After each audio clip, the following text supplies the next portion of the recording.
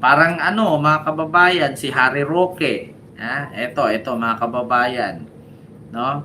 Itong kay Harry Roque, no? Parang ganito, mga kababayan kay Harry Roque. Ano bang nangyari kay Harry Roque? Mga kababayan, ito na nga. Ha?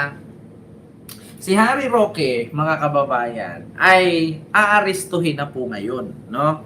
Kumbaga, nangangatog na din, mga kababayan, nangangatog na din si Harry Roque na, parang ewan kung hindi na alam ni Harry Roque, mga kababayan, yung gagawin niya. Kasi nga, ang pagkakaalam ko, nakarating sa akin, na pag nagkaroon daw ng red notice sa Interpol si Harry Roque, ang mangyari mga kababayan ay pupunta mismo si Junbic Rimulya doon.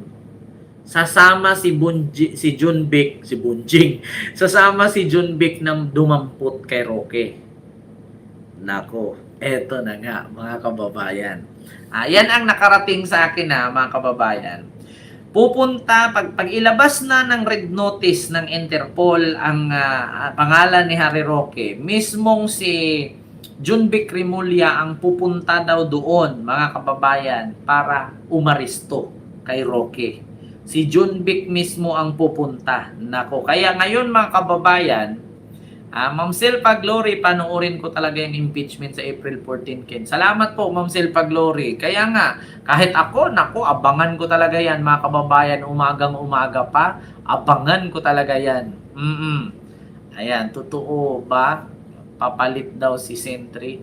Actually, Try TV 77, sabi niya ni Attorney Jesus Palsis.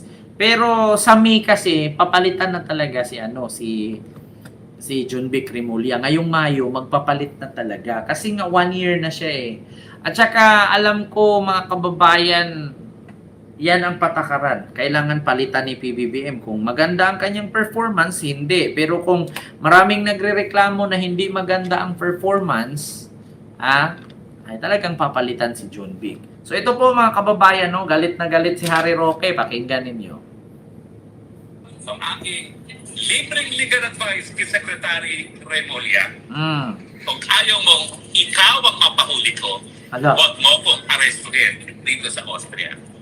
Kung ayaw daw ni Junbic Rimulya na si Harry Roque ang magpa-aresto sa kanya, grabe makapangyarihan si Harry Roque, putang ina. Anong rason Harry Roque na pa-aresto mo si Junbic Rimulya? Wala ka namang posisyon dyan sa Austria. Ano bang meron sa Austria? Ano ka, may posisyon ka dyan? Congressman ka ba dyan? Gobernador? Mayor ka ba dyan sa Austria? Ganun pa man, inaantay kita rito sa Austria. Kita tayo. Nako! Kapag po ay sinabi ko na. Hinahamo na! Sa visa lamang ng red notice ng Interpol. Sinabi ko po na ang patakaran ng Europa, ng buong EU, una, hindi dapat italagay sa red notice ang mga asylum seekers. Pangalawa, hindi po warrant of arrest sa Europe ang red notice. Alam mo, Harry Roque, maniniwala na sana ako sa'yo na matalino kang abogado. Pero anong alam mo dyan sa batas ng Europe? Sa bagay, kasi nag-aral ka nga, di ba, dyan sa Europa. At isa ka nga, miyembro ka nga sa ICC. Accredited lawyer ng ICC to si Harry Roque. Mga kababayan, maniniwala na sana ako sa kanya na wala daw karapatan arestuhin siya kasi isa daw siya sa asylum seeker.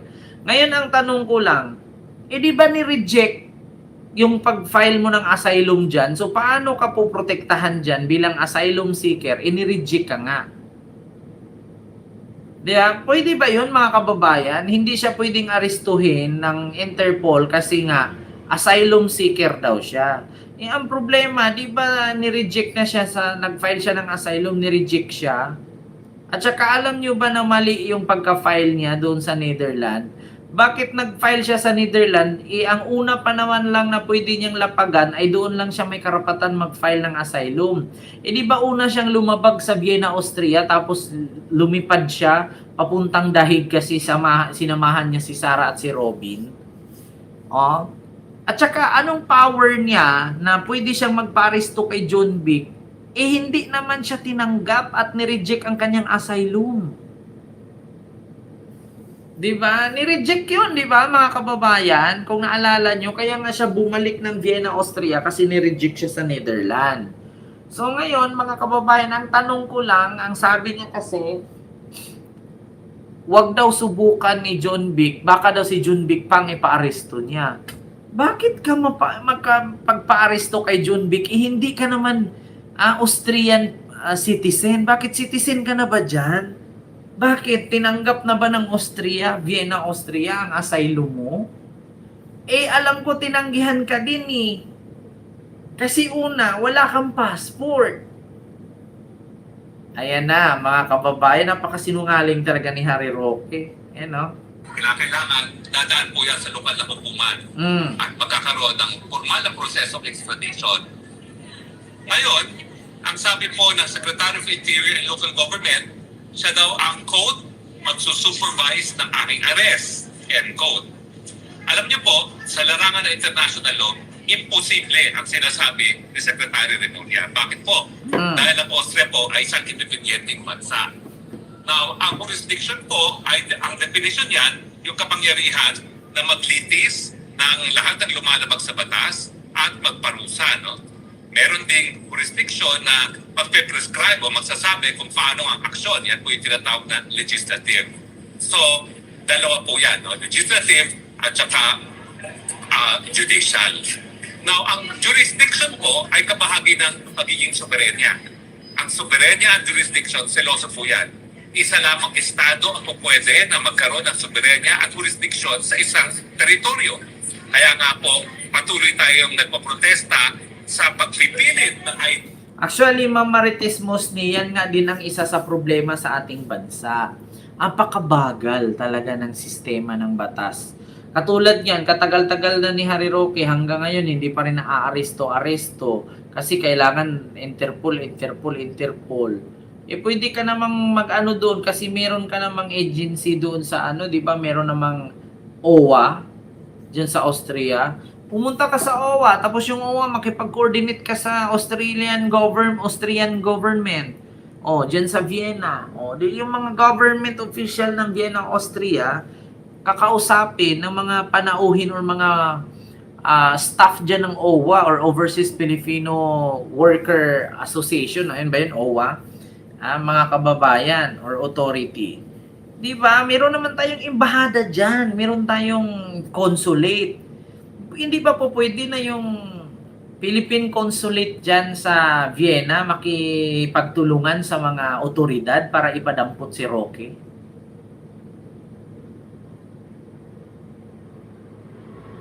Di ba?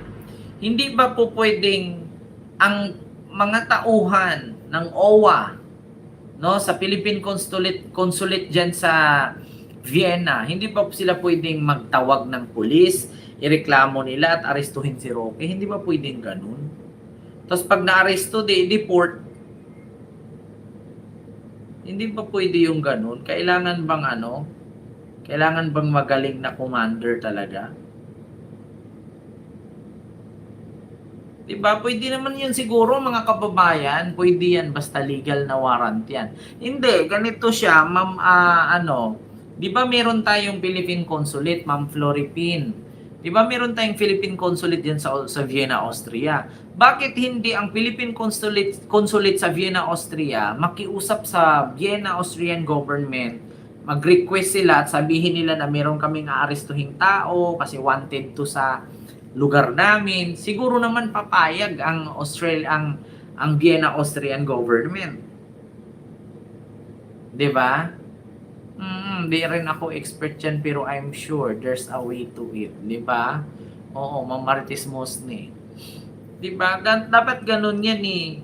Kung alam mo sa sarili mo na halos isang taon na si Harry Roque dahil sa kasong ganyan, wala ba tayong mga ahensya ng gobyerno dyan, katulad ng Philippine Consulate, katulad ng OWA office? Wala bang ganon?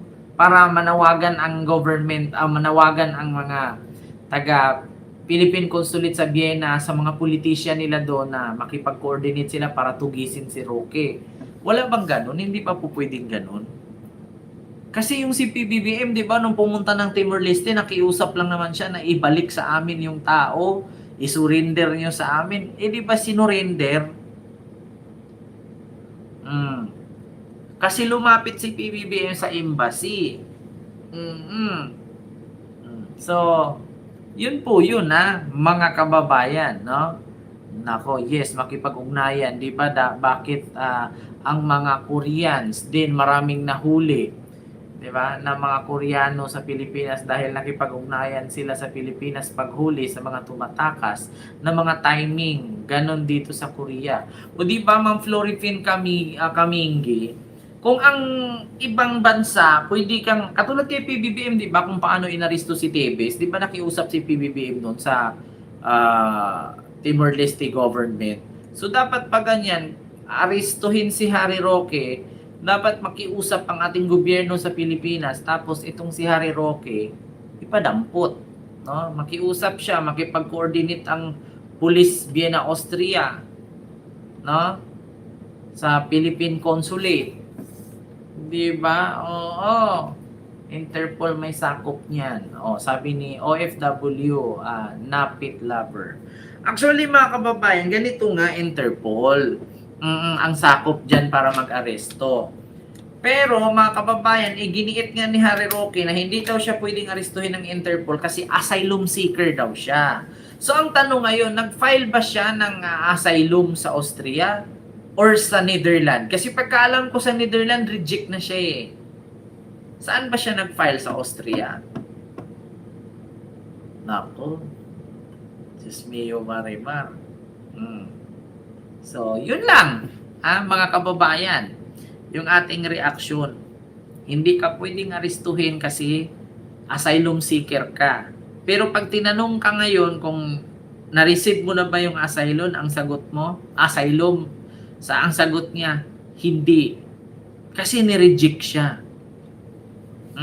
Lalo pa ang kaso ng human trafficking ay nako. Oo, actually mga kababayan, hindi talaga si Harry Roque mapagbigyan pag nag-apply siya ng asylum dyan. Kasi unang-una, ang background niya, hanapan siya ngayon ng ID o passport. Yung passport niya blacklisted na. Maliban na lang kung dalawa ang passport niya. Iba-ibang pangalan. Diba? Baka mabulaga na yan. Ulo daw naman ni PBBM. Pinanood ko yung live niya, Attorney Clear. Nako po. So, yun lang mga kababayan. Maraming salamat po sa inyong lahat.